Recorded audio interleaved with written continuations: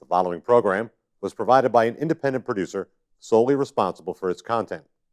The opinions expressed do not necessarily represent the views of this station, its staff, board of directors, or underwriters.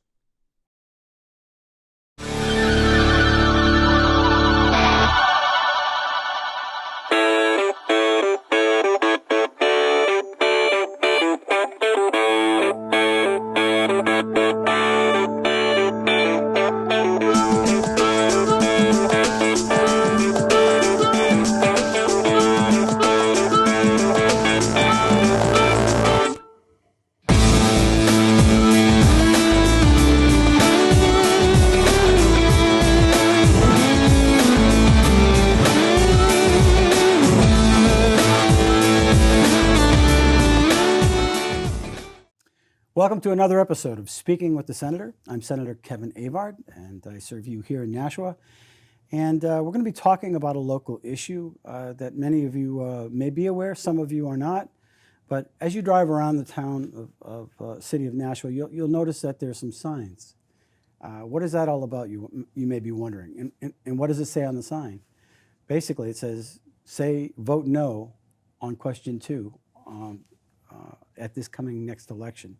And people are wondering, well, what is this all about? And so I figured I'd ask the Chief of Police to come on the show and talk a little bit about what's going on. What is this about? And why is it important that Nashua doesn't become, or why Nashua doesn't politicize the police department?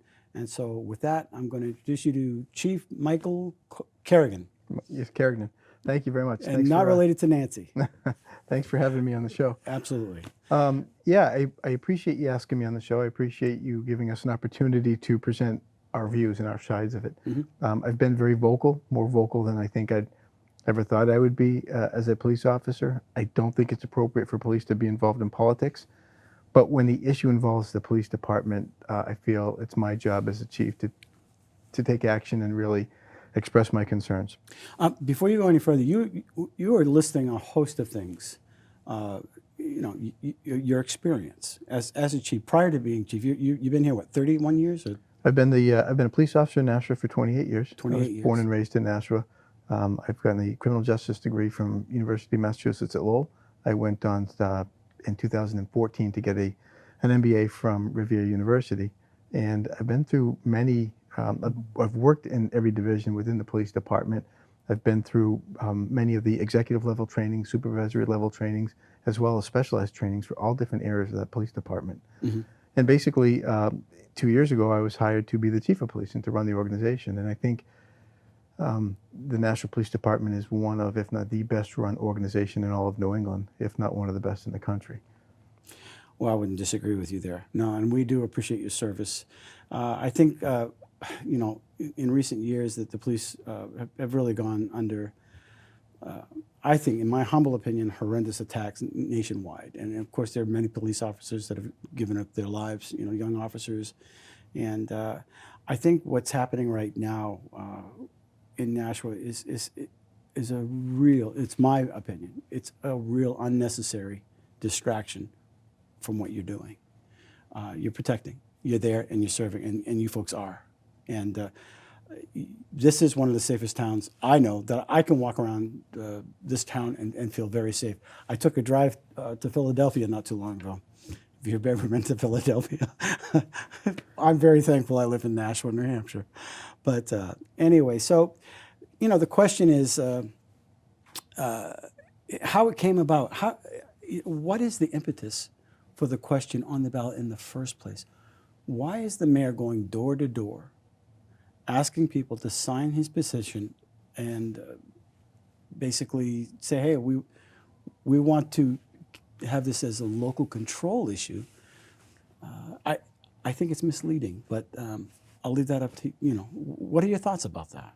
So I try to take the politics out of it right now. So take away who's currently in office and who serves as alderman, and this issue is one that would serve no matter what political parties in power, right. Which is strange to me that the change is being asked to be made now. But I don't think that there's any justification for the change to happen. As I said, the Nashua Police Department is nationally accredited. Within that accreditation, we have the highest level standards among accredited agency. And we are the largest agency in New England that has the level of accreditation that we do. And I think that speaks volumes to what type of product we produce. All throughout, you mentioned some of the racial tensions and some of the issues in law enforcement over the past several years. We really haven't had those issues in Nashua because we work so hard with the community. We engage with the community, we engage with minorities, we engage with church groups. You name the group of people. Nashua Pal is a great example of how we connect cops with kids. Yeah. So there was no standing issues really to promote this change. And there's been several comments made about why the change is happening that they don't seem to make sense. One of the biggest ones is local control. They want local control. And my argument is that we currently have local control. We have 3 police commissioners that have been Nashua residents for over 35 years each. 2 of them were born and raised in Nashua.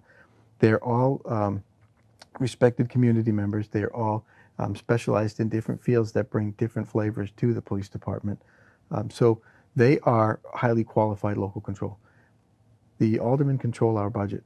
I can't spend a dime without the aldermen allowing me to do so. Right. And an example of that is the current commission has authorized me to have 187 police officers. But the aldermen agreed that they will only authorize me to budget for 179. I cannot and I will not spend more than 179 officers because I don't have the money for it. So that's controlled by the alderman, which is local control. Right. So there's 2 local controls right there. And thirdly, every commission meeting we have once a month, it's attended by 1 to 2 aldermen every time. They act as liaisons for the aldermen to make sure that, to listen to how we're spending our money, what big things we're working on, and things like that. So the local control is 100% there. And whatever level you as a citizen want to get involved in it, you can. We're very transparent. We have open meetings. Anybody can attend. We have police academies, as you know, for both seniors, youth, and adults. They can come go through a whole process to learn everything about the police department.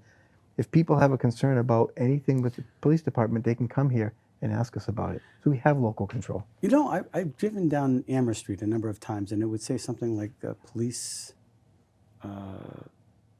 training going on. Obviously, that's for the community, and people can get involved with it. I've often wondered, I've never asked, what is that all about? Well, we have there's a pretty large array of different trainings that we do. You know, not only, we spend a lot of time and money training our officers and our civilians, but we also offer a lot of that training to the community. So when there was a lot of movie theater shootings and mall shootings and a lot of concern about that, Yeah. we opened up our class of tactical emergency casualty care and response to active shooter training to the public. And we'd have 30 people come in, anybody could sign up, and we'd give them a class. Those issues are concerning to them, so we thought it was important to present them with what we would do in that situation and how they should handle it and get them a better understanding. And we do things like that all the time. Be aware of your surroundings, one of the situations. So the commission, just for the public's edification, the commission was over 100 years old. It was put in for a reason, and I think you know, if people understand the history of how our government works, just take the executive council for a second. The reason we have an executive council is so that it puts a check and balance on the governor, so that the governor can't just enrich himself with these contracts. So in years past, that's what they did. So they wanted a level of accountability. And I assume that in the past there might have been issues which brought this commission to fruition, so that you wouldn't have a city that was run by favorites, you know, whether it's nepotism, people hiring their own family members, or for whatever issue. It allows a third party to examine the options rather than it being a whole unit and just empowering one individual with regards to how our city will be policed. So this has been going on for 100 years. I have yet to see one executive counselor complain about Nashua's chief of police. Not one. Right. Not in recent history. I can't remember of any, as far back as you go. So I believe, I don't know if it was you or somebody else that was talking about how that even in our charter, there has to be a good reason why to change this commission. And nothing has surfaced. I have not heard any complaints. All of a sudden, just out of the blue, we hear that somebody's going around knocking on doors asking people to change the fabric or the makeup of our police department. And I got to say, and how that's happening is bothering me, because if I'm your employer and I come knocking on your door and I say, "Hi, I'm your employer. We've never met. You've only seen pictures. However, I just want to ask you how you're doing and how's the city doing? And oh, by the way, I'd like you to sign my petition." Now, what happens if you don't sign that petition? Are you marked? Is there a conflict of interest for somebody to go around doing that? And I humbly think, yes, there's a conflict of interest, and it's underhanded. That's me. I believe that. But I think what's happening is there's no evidence that we have any kind of change that is necessary. Why are you doing it now? Why are you going all over town doing this? There are so many other things in Nashua that needs to be taken care of. Why this? That's been a big frustration for myself and members of the police department, is we can't get an answer as to why now. I spoke of earlier, we're nationally accredited, we're ranked among the highest of them. We have great community relationships. We have worked so hard. Most members of the Board of Aldermen and I have worked on committees together to strengthening the Right. community relationships. And they're all programs I believe dearly in, and our police department believes dearly in. We have those relationships when nationwide cities are burning with police protests. We have a very good, peaceful demonstration up at Greeley Park. And those relationships are not just at face value. Those are hard earned, and those are through deep conversations and doing what you say you're going to do. We have wonderful relationships with the nonprofits in Nashua, where we're involved to make sure that our police department is being the most effective that they can. All these things add up to a wonderful police department. Most people go to bed at night in Nashua knowing that they are safe and knowing that they have a good, honest, hardworking, professional police department. And there's a good response time, by the way. Very good response time. And you know, some people, there are always people that will complain, and when those complaints come in, we take care of them. We investigate them. If there's a training issue, we will retrain. If there is an issue that's severe enough, there'll be termination. We're not afraid to do that. We follow our policies on best practice. So all those things are in place. So I can't get an answer as to why they want to change it. Again, I explained to you why the local control doesn't make sense. And there's no issues within the police department. And if I can, another issue has been the diversity of the police commissioners. So I struggle with those comments too. We currently have 3 white males on the board of police commissioners. They're very professional. They're very deserving of that position. They I think, are well qualified for those positions. Would I welcome a diversified board? Of course I would. Anybody who's worked with me, the aldermen, many members of the community, they know our police department takes diversity, equity, and inclusion very, very seriously. We practice it. We're working hard to get better levels. So that the police commissioners, anybody, the mayor, any alderman, or any person can cut with minimal amount of research can figure out how to be considered for a police commissioner. The mayor and the alderman, I believe, no matter who's in office, should be calling up to the governor saying, this is something that I feel strongly these people should be considered for this. Not once has that happened. And even before our last police commissioner was reappointed and recertified, I was pretty clear about nobody having called up and presented names to the governor, and it still didn't happen. So I told people what they needed to do, and they didn't do it. And if you're going to try to change a system when you haven't even tried to work within that system, it doesn't make sense. So it takes away that diversity argument, if you ask me. Absolutely. And I think one of the things that's concerning as well is that I believe it was the Board of Aldermen that I'm pretty sure it was unanimous that they voted down this whole request. No, it wasn't unanimous, and No? there is some opposition to this. There are several aldermen that do want that are in favor of this legislation passing and have the local control. So-called local control, even though the local control does exist. Correct. I See, in my issue, if I don't mean No, to you're interrupt you, my biggest concern is we have local control, but what we don't want is local political control. And that is my biggest argument. And, you know, people have been saying, well, you're saying we're corrupt, the aldermen are corrupt and the mayor's corrupt. I am not. I've worked very closely with them. personally friends with many of them. I have a lot of respect for them. But what happens is over time, and if you look at any agency, anybody from Massachusetts, anybody from different towns, look at how those police departments are run. There's a lot of nepotism. There's a lot of, hey, this guy didn't score quite high enough in the test, but he's a good guy. Let's get him on. Those little things happen over time, and they erode the quality of the police department. Right. They put pressure on if the police is forced to investigate an alderman or investigate the mayor. We're going to do the right thing. Of course, we're going to investigate it and let the chips fall where they may. But it puts those behind-the-scenes pressure all the time that you shouldn't have to have, and as a citizen, you shouldn't want to be put on your department.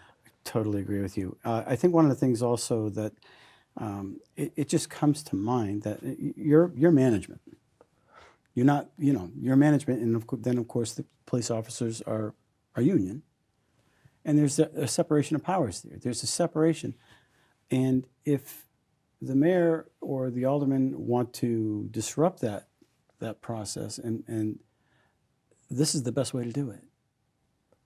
In that, if they can disrupt how the relationship between the chief and or the management and the union members negotiate, in my humble opinion, that's just in the back of my mind. Is that really what's? You don't have to answer that, but is that really what's going on?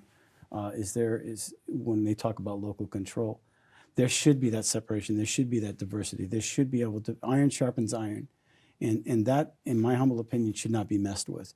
There needs to be that separation. And if the chief is worried, always looking over his back, that hey, now I could lose my job because the mayor wants me to do this and do that, that disrupts negotiations. You need to be independent.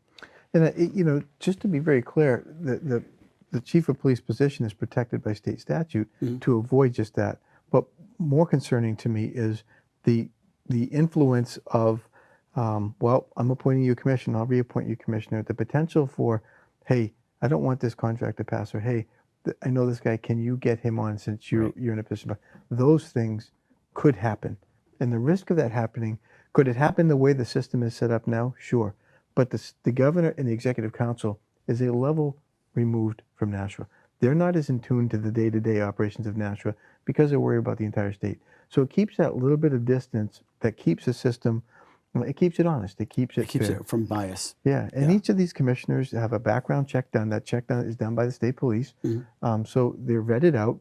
If there's a complaint against one of the commissioners, the governor would investigate and the executive council would rescind that certification.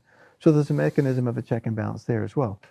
So there's also, I thought I heard somewhere where there is a lawsuit that is ongoing, and basically there's some local businesses that are concerned that how this petition went about. If the numbers are correct, do you know anything about that? Sure. My name is on the lawsuit, so sure. Yeah, the lawsuit came about. We had worked with the alderman to agree to let's study this issue because it's a pretty significant issue with some potential impact, especially if you have the experts in the field saying it's dangerous. At least put the brakes on and talk about it. So the majority of the aldermen agreed to do just that. We'll form a committee. We'll work what's working, what's not working. Why is it working, and what can we do better? All great questions, and I think they're important. So we were willing to do it. They were willing to do it.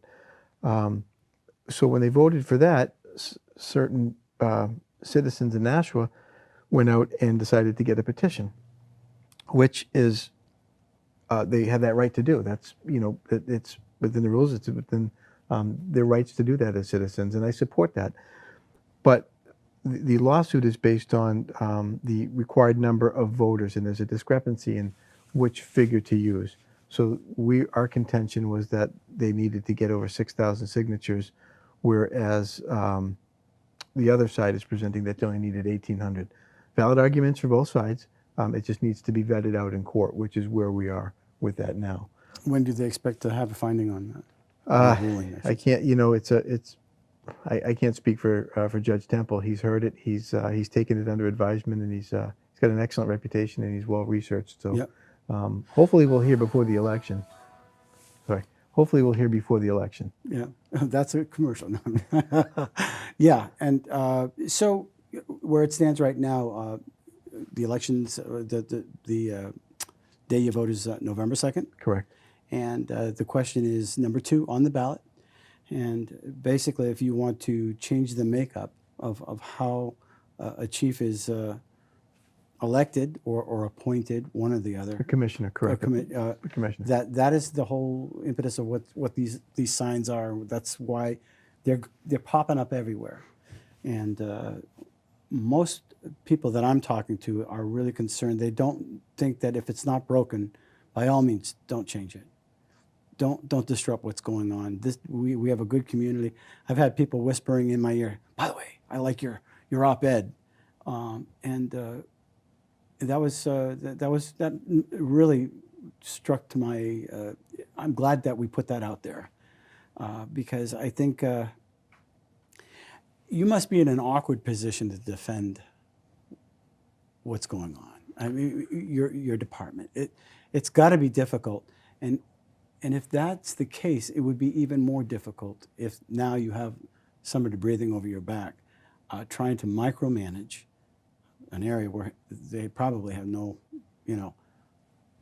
understanding of how things run. And by the way, our police department, your qualifications are outstanding, and you said there are others that have master's degrees. Sure. My one of my deputy chiefs has an MBA as well. My other has a bachelor's degree. Several of my captains, which is the next level in the in the command structure, they're going back for their MBAs as well. They have 25 years plus of experience in law enforcement, working in Nashua at multiple levels, felony level, patrol level, hiring people, doing internal investigations. So they're very well experienced in the industry and in Nashua in particular. If people want to get a little bit more informed in the next few days, where can they look? Obviously, I think even Senator Avard actually came out in your support, and it's over 115 years or 112 years as it stands right now. Why are you trying to break it? Why are you trying to break what's really good about Nashua? It surprises me how much time and energy is being spent on trying to overthrow the current system when the quality of the police department, I think, is so high. And if there was an issue with the police department, if people felt there was an issue with the police department, they've not expressed it, they've not said it. I've asked the alderman and the mayor straight up, what is your concerns? What could we be doing better? And the only answer I get is, well, we just should have local control. And, I've challenged several of them and said, okay, if we wake up tomorrow morning, Chris Sununu is the mayor of Nashua, and Jim Donchis is the governor of New Hampshire, would you be pushing for this change? And, I'm not expecting an answer, but it's just, if you think about it, I believe that a lot of this is strictly politics. It's an anti-governor move. And I don't think that's the right reason, because at any given time, the politics and the parties could be switched, And one of the things I did ask the question, so is Nashua the only one that has the commission? And there are other, you have Derry, you have Manchester. They have a different way of going about doing what they're doing, but I can guarantee you that Nashua has the best. So we are the last, and the mayor's been pretty vocal about us being the only one that has the current system. But my challenge to him is, we're better than every agency in the state. And I'm not knocking New Hampshire has tremendous law enforcement. They have professionals, they have great departments, progressive, they're really working hard to improve, and they're well disciplined. But I think we are a leader among those agencies, and you can talk to any of the local agencies or anybody, and they would confirm it. And the same goes for New England. So if we have that reputation, we have the accreditation, we have the relationship that we do with the community, why wouldn't you want to strive to the system we have? He's compared us a lot to Dover. Dover is an excellent community, but it's a quarter of the size. We have more standards that we have to adhere to. We have a bigger population. We are, Massachusetts is right on the border. So yeah. There's a lot more things to contend with. And yet, if you look at where we sit among other communities, why wouldn't you want to strive to be like that? So one more fact before we pretty much end the show, and I think I expressed this to you earlier, but for real, somebody whispered in my ear at an event that I was at, and I won't mention the town or the officers, but there is one other town. They actually, the city manager picks and chooses who the chief is going to be.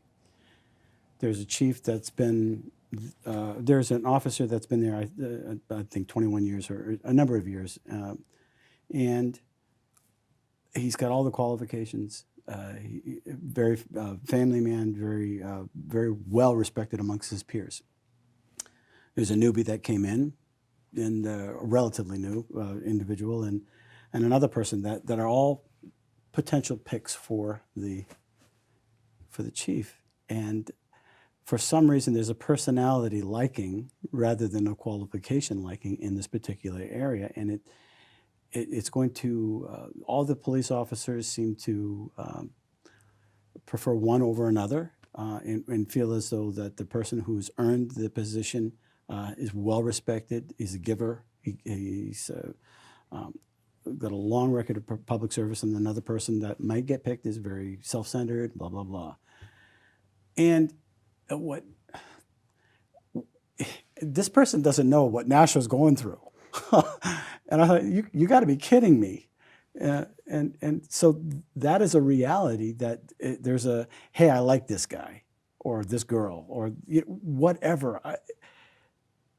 That is the problem we're trying to avoid. And a big part of alleviating that problem is something that we do religiously at the Nashua Police Department at every level, and that's succession planning, right? So I train my deputies to take my job. I train them in every area of that police department to make sure what they don't know, they're learning, and where we perceive their weaknesses, that we teach them how to improve on, to develop them to take my job. The deputies do that with the captains do it with the lieutenants and the sergeants and so on. And we have to be very honest with people about where their strengths are and where their weaknesses are, different about what the opportunities externally are with them and the threats. We have to really work hard to develop them. There shouldn't be anybody in the National Police Department that is shocked by not being promoted, right? And that's succession planning. But that also comes from people who are experts in the field. I spent a lot of time and a lot of my life dedicated to law enforcement, and I know who should be in this position and why. It shouldn't be a popularity contest. It really shouldn't. And that's what it's become. Well, the music playing right now. I'm sorry. That's all right. It actually sounds pretty professional. So I appreciate you, Chief, coming on the show. Thanks for having me. We're just, my opinion, I strongly support what, just leave it as it is. And please vote no on question 2 if you have the opportunity. And please vote. It's important. Every vote does count. It really does count. And November 2nd, if you want to support the police department, and its tradition here in Nashua as being objective, and I do believe local control does exist, as the chief had pointed out, but you're in charge, so please turn out and vote November 2nd. No, question 2. Until then, thanks for watching, Speaking with the Senator. Thank you, Chief. Appreciate you coming. Appreciate it.